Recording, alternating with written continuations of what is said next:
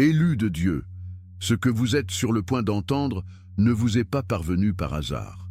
Ce message n'est pas apparu sur votre écran parce qu'un algorithme l'a décidé, ni parce que vous avez recherché quelque chose de similaire.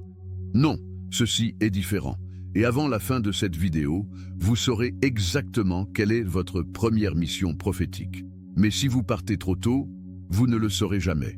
Ce que je m'apprête à vous révéler est une transmission directe venant du trône du Très-Haut, conçue exclusivement pour ceux qui ont été marqués avant même la fondation du monde. Ceci n'est pas une doctrine ordinaire, c'est une activation. Et seulement 9 âmes par cycle peuvent supporter ce qui est sur le point d'être libéré. Vous pouvez le sentir en ce moment même. Cette pression dans la poitrine, ce nœud dans la gorge, cette sensation que vous saviez déjà, mais que vous n'arriviez pas à mettre des mots dessus. Ce n'est pas de l'anxiété, c'est une reconnaissance. Votre esprit répond à une fréquence qui a été implantée en vous avant votre naissance. Si vous ne croyez pas en Christ, il est probable que vous n'irez pas jusqu'au bout de cette vidéo. Quelque chose dans votre esprit va vous mettre mal à l'aise, et c'est normal, car cette parole n'a pas été conçue pour tout le monde.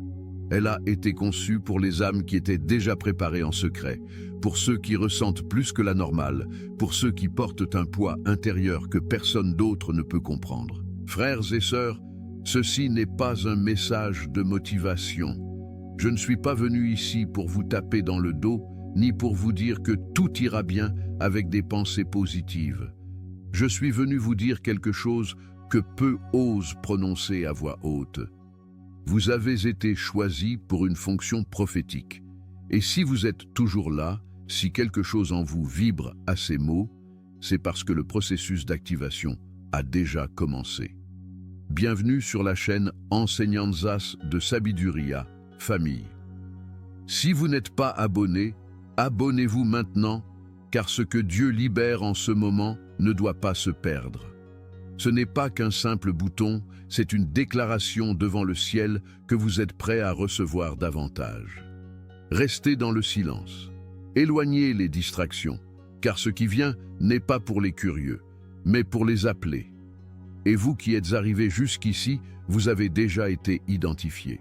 Mais avant de révéler votre première mission, j'ai besoin que vous compreniez quelque chose. Certains parmi vous ont ressenti pendant des années qu'ils ne s'intégraient pas, que pendant que d'autres célèbrent, vous pleurez en silence, que pendant que d'autres avancent facilement. Votre chemin a toujours été plus dur, plus lent, plus lourd. Combien ici ont été traités de trop sensibles? Combien de fois vous a-t-on dit que vous pensiez trop, que vous ressentiez trop? Commentez Amen si c'est votre histoire, car j'ai besoin que vous sachiez quelque chose. Vous n'êtes pas seul dans cette situation. Laissez-moi vous dire quelque chose que personne ne vous a dit. Cette sensibilité n'était pas une erreur. Cette capacité à percevoir ce que les autres ne voient pas, à ressentir ce que les autres ne ressentent pas, à savoir sans qu'on vous le dise, ce n'était pas une malédiction. C'était le premier signe que vous avez été mis à part pour quelque chose qui dépasse l'ordinaire. Mon peuple, écoutez-moi bien. Combien de fois vous êtes-vous réveillé avec une pression dans la poitrine sans raison apparente? Combien de fois avez-vous su qu'un événement allait se produire avant qu'il n'arrive? Combien de fois avez-vous ressenti la douleur des autres comme si elle était la vôtre? Ce n'est pas de l'anxiété, ce n'est pas de la paranoïa, c'est le sceau du prophète. C'est la marque de celui qui a été conçu pour voir au-delà du voile, pour entendre au-delà du bruit, pour porter ce que les autres ne peuvent supporter. Certains d'entre vous ont traversé des trahisons imméritées, des relations qui se sont terminées sans explication, des portes qui se sont fermées juste au moment où tout semblait fonctionner. Et vous vous êtes demandé, « Pourquoi, Seigneur? Qu'ai-je fait de mal ?» Mais aujourd'hui, je vous dis, vous n'avez rien fait de mal. Vous avez été séparés, isolés, parce que Dieu ne peut parler clairement au milieu du bruit. Et pour que vous entendiez sa voix prophétique, il a dû réduire au silence toutes les autres. Famille, dans la Bible, nous voyons ce schéma, encore et encore. Joseph a été trahi par ses frères, vendu comme esclave, accusé à tort et emprisonné. Mais chaque coup, chaque injustice, chaque nuit en prison le préparait à interpréter des rêves qui sauveraient des nations. La Genèse 50:20 dit « Vous aviez projeté de me faire du mal, mais Dieu l'a changé en bien. » Moïse a été exilé dans le désert pendant 40 ans, avant d'entendre la voix de Dieu dans le buisson ardent. Élie a été persécuté, menacé, et a dû fuir dans le désert pour entendre le doux murmure de Dieu. David a passé des années à fuir Saül dans des grottes avant de s'asseoir sur le trône. Vous voyez le schéma, frère? Le désert n'était pas une punition. L'isolement n'était pas un abandon, c'était un entraînement. C'était l'école du prophète. Et vous avez été dans cette école, même sans le savoir. Mais voici ce que la majorité ne comprend pas.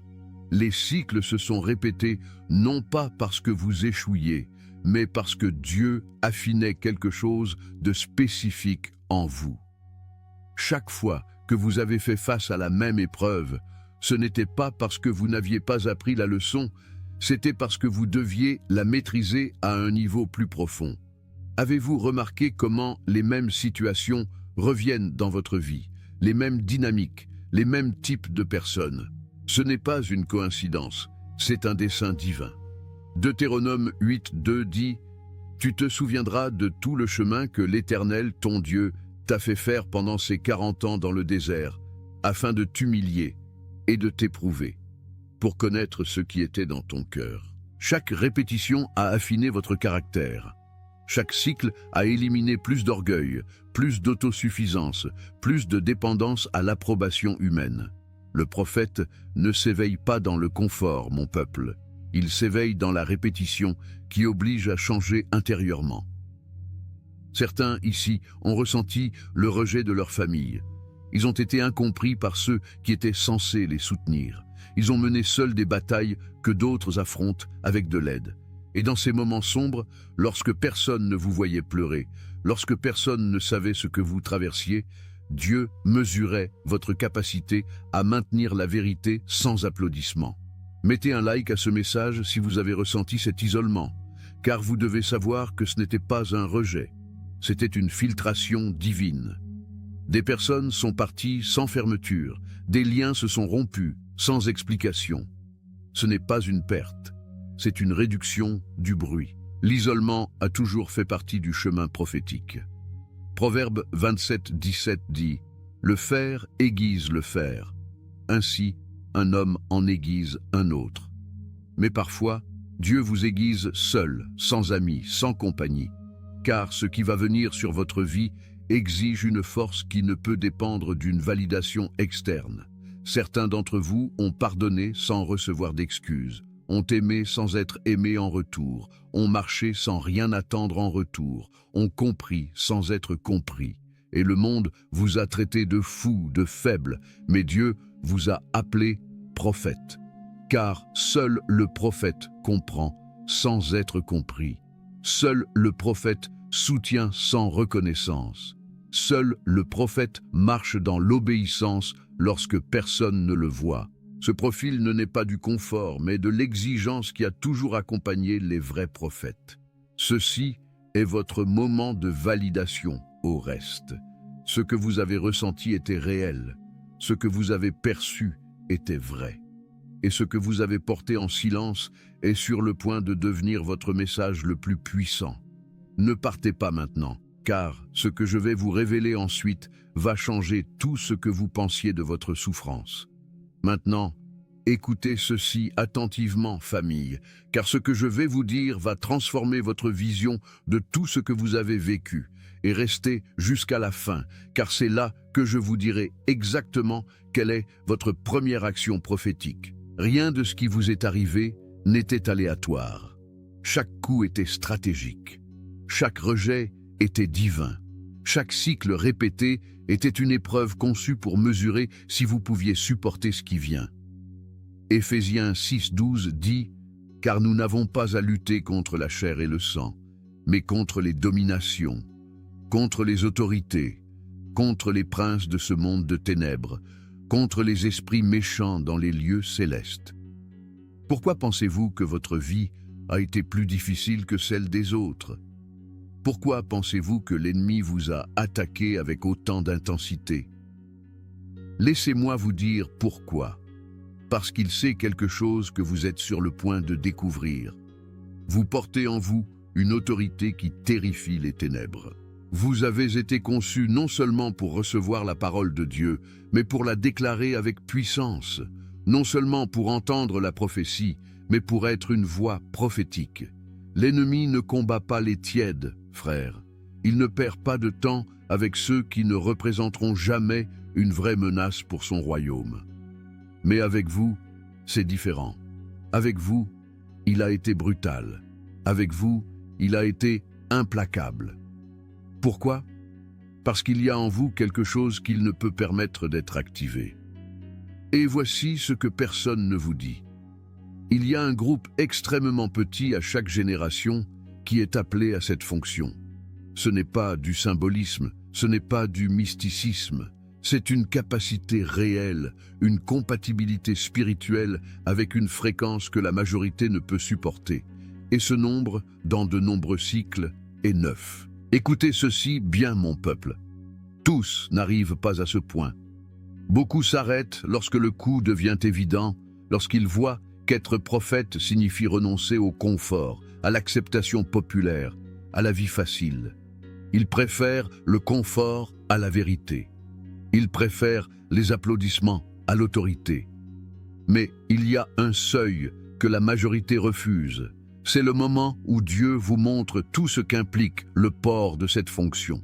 Il n'y a pas de garantie de confort, pas de promesse de popularité, pas de certitude que votre famille comprendra. Et c'est à ce seuil que la plupart font demi-tour. Ils disent « Je voulais juste être utilisé par Dieu, pas être prophète ».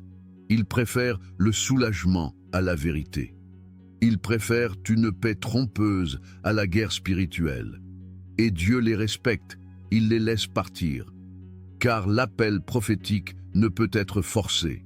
Mais vous, frères, vous, sœurs, vous avez franchi ce seuil, peut-être sans le réaliser, peut-être en luttant et en pleurant, mais vous l'avez franchi et cela vous qualifie. Dans la Bible, nous voyons constamment le schéma du reste. Élie pensait être seul, mais Dieu lui dit « Je me suis réservé 7000 hommes en Israël, tous ceux dont les genoux n'ont pas fléchi devant Baal. » 1 Rois 19, 18. Gédéon a commencé avec 32 000 hommes, mais Dieu les a réduits à 300. Juge 7. Pourquoi? Non pas parce que les autres étaient mauvais, mais parce que seuls ces 300 pouvaient supporter ce qui venait. Le groupe est toujours petit par dessein. La charge est trop lourde, la vision est trop claire, l'exigence est trop élevée. Et vous êtes arrivés jusqu'ici. Cela en dit déjà long. Maintenant, qu'est-ce qui vous rend différent? Soyez très attentifs, car voici les 3 traits qui définissent le prophète en silence. Premièrement, une sensibilité profonde pour percevoir ce qui n'est pas dit. Ce n'est pas de l'émotivité, c'est une perception spirituelle. Vous pouvez sentir quand quelque chose ne va pas avant que quiconque ne le verbalise. Vous pouvez percevoir la présence de Dieu ou l'oppression de l'ennemi dans un lieu. Vous pouvez lire entre les lignes. Cette sensibilité n'est pas une faiblesse, famille, c'est votre radar spirituel. Deuxièmement, une lucidité ferme au milieu du chaos. Vous ne vous laissez pas emporter par les émotions collectives. Vous ne suivez pas les tendances aveuglément. Pendant que tout le monde crie, vous observez. Pendant que tout le monde réagit, vous discernez. Cette clarté mentale au milieu du chaos est l'une des marques du vrai prophète. Troisièmement, une cohérence morale qui ne se négocie pas pour du repos, de l'approbation ou des raccourcis. Vous ne négociez pas la vérité contre le confort. Vous ne vendez pas votre intégrité pour de l'acceptation. Vous ne prenez pas de raccourcis, même si personne ne vous regarde. Et cela, mon peuple, est rare, car nous vivons dans une génération où la commodité est le dieu de la majorité. Mais le prophète ne se construit pas dans la commodité, il se construit sous la pression. Et voici la révélation la plus puissante. Le poids que vous avez ressenti pendant des années n'était pas une dépression sans cause, c'était une évaluation silencieuse. Dieu mesurait votre capacité à supporter un poids sans vous briser. Il mesurait votre intégrité sans témoin. Il mesurait votre fidélité sans récompense immédiate. La pression n'a jamais été une condamnation, c'était une évaluation. On a mesuré l'intégrité sans applaudissement, la force sans témoin, la vérité sans scène. C'est ainsi que l'on éprouvait un prophète avant de lui confier une voix. Et vous avez réussi, pas parfaitement mais suffisamment. Car il ne s'agit pas de perfection, mais de persévérance, de ne pas lâcher, de continuer à croire lorsque tout vous disait d'abandonner. Ésaïe 54 dit « Le Seigneur, l'Éternel, m'a donné une langue de savant, pour que je sache soutenir par la parole celui qui est abattu. Il éveille, chaque matin, il éveille mon oreille, pour que j'écoute, comme écoutent des savants. » C'est la marque du prophète. Il n'exhorte pas seulement, il écoute d'abord. Et ce qu'il entend ne vient pas des hommes, mais du trône. Partagez ce message si vous connaissez quelqu'un qui traverse ce processus, car il y a des âmes là-dehors qui ont besoin de savoir qu'elles ne sont pas folles, que ce qu'elles ressentent est réel, qu'elles ont été appelées.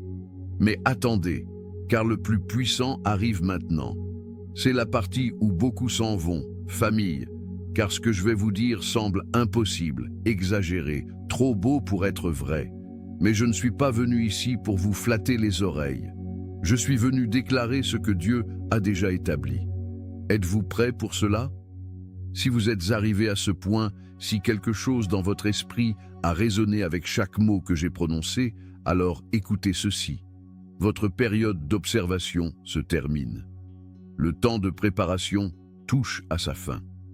Ce qui vient maintenant n'est plus de l'entraînement, c'est la fonction, c'est l'activation, c'est le déploiement. Il y a un point dans la vie du prophète où l'on n'observe plus, on agit, où l'on ne se prépare plus, on déclare. Et ce point ne se sent pas plus léger, il se sent plus précis, plus concentré, plus dangereux pour le royaume des ténèbres. Lorsque l'observation prend fin et que la fonction commence, quelque chose change. Vous ne pouvez plus rester silencieux lorsque vous voyez l'injustice. Vous ne pouvez plus ignorer le mensonge lorsque vous l'entendez. Vous ne pouvez plus être neutre lorsque Dieu vous demande de déclarer. On exige du prophète de la précision, pas du confort. Savez-vous ce qu'il y a de plus puissant en ce moment, frère? C'est que Dieu ne vous demande pas la permission, il vous informe. Ce n'est pas une invitation que vous pouvez refuser sans conséquence. C'est un décret céleste qui a déjà été scellé avant votre naissance. La question n'est pas « serais-je prophète ?» La question est « vais-je obéir au prophète que je suis déjà ?» Il y a un verset que la plupart lisent mal. Jérémie 29 dit « Si je dis « je ne ferai plus mention de lui, je ne parlerai plus en son nom. Il y a dans mon cœur comme un feu dévorant qui est enfermé dans mes os. Je m'efforce de le contenir, mais je ne le peux pas. » Comprenez-vous ce que cela signifie, mon peuple? Cela signifie que lorsque Dieu plante une parole prophétique en vous, vous ne pouvez pas la contenir. Vous essayerez de vous taire par peur, par confort, pour éviter les conflits. Mais viendra un moment où vous ne pourrez plus. Ce sera comme un feu dans vos os, et vous devrez parler ou brûler de l'intérieur. N'est-ce pas ce que vous avez ressenti? Cette pression interne qui ne vous laisse pas dormir, cette agitation que le divertissement n'apaise pas, que les distractions n'endorment pas. Ce n'est pas de l'anxiété clinique, frère. C'est une parole prophétique qui cherche une issue. C'est un feu divin qui exige une expression, et plus vous la réprimez. Commentez « feu » si vous avez ressenti cela. Si vous avez essayé de vous taire, si vous avez tenté d'être normal, mais que quelque chose en vous a refusé. Car vous devez savoir que vous n'êtes pas fou, vous êtes en train de vous activer. Romains 8, 28 dit « Nous savons du reste que toute chose concourt au bien de ceux qui aiment Dieu, de ceux qui sont appelés selon son dessein.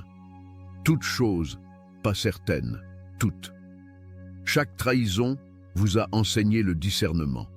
Chaque rejet vous a enseigné l'indépendance spirituelle. Chaque cycle répété vous a enseigné la patience sous la pression. Chaque silence de Dieu vous a enseigné à écouter plus profondément. Et maintenant, tout cela se transforme en autorité. Tout cela se transforme en message. Tout cela se transforme en arme. Et si je vous disais que chaque larme a été comptée, que chaque nuit d'insomnie a été enregistrée, que chaque moment où vous avez failli abandonner, mais avez continué, a été vu depuis le ciel? Mais voici la vérité inconfortable que le reste doit entendre. Les niveaux suivants ne sont pas plus faciles, ils sont plus précis. Ils vont exiger plus de cohérence, plus de clarté, plus de courage, car on ne permet pas au prophète d'être tiède, on ne lui permet pas d'être ambigu. On exige de lui la vérité, même si elle blesse, la clarté, même si elle coûte, la fidélité, même s'il est seul. Écoutez-moi bien, famille, car ceci est crucial. Il y a une différence entre être utilisé par Dieu occasionnellement et être prophète. Beaucoup veulent le premier, peu acceptent le second. Être utilisé par Dieu est beau. Vous sentez sa présence. Vous prononcez une parole, quelqu'un est béni. Vous vous sentez bien. Mais être prophète, c'est autre chose. Être prophète signifie que parfois vous devrez déclarer ce que personne ne veut entendre. Vous devrez affronter des structures religieuses corrompues. Vous devrez appeler le péché par son nom lorsque tout le monde le justifie. Vous devrez vous tenir seul contre la multitude. Êtes-vous prêt à cela? Car si vous ne voulez que des bénédictions et des applaudissements, ce n'est pas votre chemin. Mais si vous êtes prêt à être une voix de vérité, même si cela vous coûte tout, alors bienvenue au véritable appel prophétique. Vous souvenez-vous de Jérémie? On l'a appelé prophète des nations, mais personne ne l'a écouté. On l'a jeté dans une citerne, persécuté, rejeté, et pourtant il a continué à parler. Pourquoi? Parce que le feu dans ses os ne lui permettait pas de se taire. C'est la marque du vrai prophète, frère. Il ne parle pas parce qu'il le veut, il parle parce qu'il ne peut pas faire autrement. Mais arrive le moment qui marque le véritable commencement, le point de rupture. Ce moment où vous ne pouvez plus porter l'ancienne identité. Ce n'est pas une célébration ni de l'euphorie, c'est un effondrement interne. C'est le moment où la personne ancienne meurt et où le prophète naît. Beaucoup attendent ce moment comme s'il était glorieux, comme s'ils allaient sentir des feux d'artifice et des chœurs angéliques. Mais la vérité est que cela ressemble à la mort, car c'est la mort. Mort de l'ego, mort de l'autosuffisance, mort du besoin d'approbation.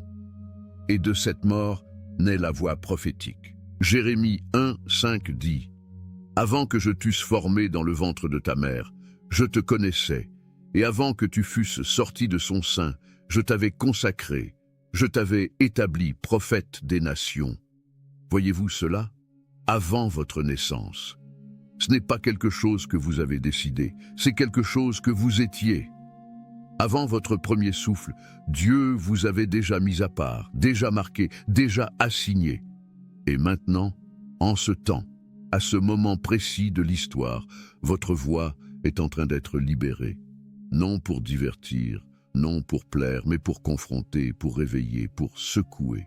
Habacuc 2.3 dit « Car c'est une prophétie dont le temps est déjà fixé. Elle marche vers son terme, et elle ne mentira pas. Si elle tarde, attends-la, car elle s'accomplira certainement. » Le temps d'attente est terminé, famille. Ce que vous avez attendu, ce que vous avez cru, ce que vous avez porté en secret, est sur le point de se manifester, mais pas de la manière dont vous l'espériez. Ce sera plus fort, plus clair, plus confrontant. Et voici la clé que beaucoup ne comprennent pas. Cela ne vient pas avec des garanties de confort, mais avec des garanties de dessein. Je ne vous promets pas que ce sera facile, je vous promets que ce sera précis, que chaque pas que vous ferez désormais aura un poids éternel, que chaque parole que vous déclarerez déplacera des atmosphères, que chaque décision que vous prendrez alignera ou désalignera des destins. C'est la charge du prophète. Ce n'est pas la renommée, c'est la fonction. Ce n'est pas la reconnaissance, c'est la responsabilité. Éphésiens 3, 20 dit « Or, à celui qui peut faire, par la puissance qui agit en nous, infiniment au-delà de tout ce que nous demandons ou pensons, ce qui vient est plus grand que ce que vous pouvez imaginer, plus lourd que ce que vous avez porté, plus clair que ce que vous avez vu, et plus nécessaire que vous ne le croyez. Ne partez pas maintenant, car dans la prière, je vais vous révéler exactement quelle est votre première mission. Famille, avant de continuer, j'ai besoin que vous fassiez quelque chose, non pour moi, mais pour vous, car votre obéissance dans les petites choses ouvre les grandes. Si cette parole touche votre cœur, si vous sentez que quelque chose en vous s'active en ce moment même, abonnez-vous à cette chaîne, Enseñanzas de Sabiduría. Ce n'est pas qu'un bouton, frère, c'est une déclaration devant le ciel que vous êtes prêt à recevoir davantage. C'est dire à Dieu, oui, je veux tout ce que tu as pour moi. Soutenez-nous avec votre like si cet enseignement a touché quelque chose de profond en vous. Car lorsque vous likez, vous dites « c'est vrai pour moi ». Et cette déclaration a un pouvoir spirituel. Ce n'est pas qu'un nombre, c'est un témoignage. Maintenant, écoutez-moi bien, mon peuple. Commentez « Amen » dans les commentaires, non comme un rituel vide, mais comme un sceau, comme une affirmation que vous êtes d'accord avec ce que Dieu dit de votre vie. Chaque Amen est une déclaration prophétique, un oui à l'appel, une acceptation de la fonction. Et si vous connaissez quelqu'un qui a besoin d'entendre cela, partagez, car il y a des âmes là-dehors qui sont sur le point d'abandonner, qui sont fatiguées, qui ne comprennent pas pourquoi leur vie a été si dure.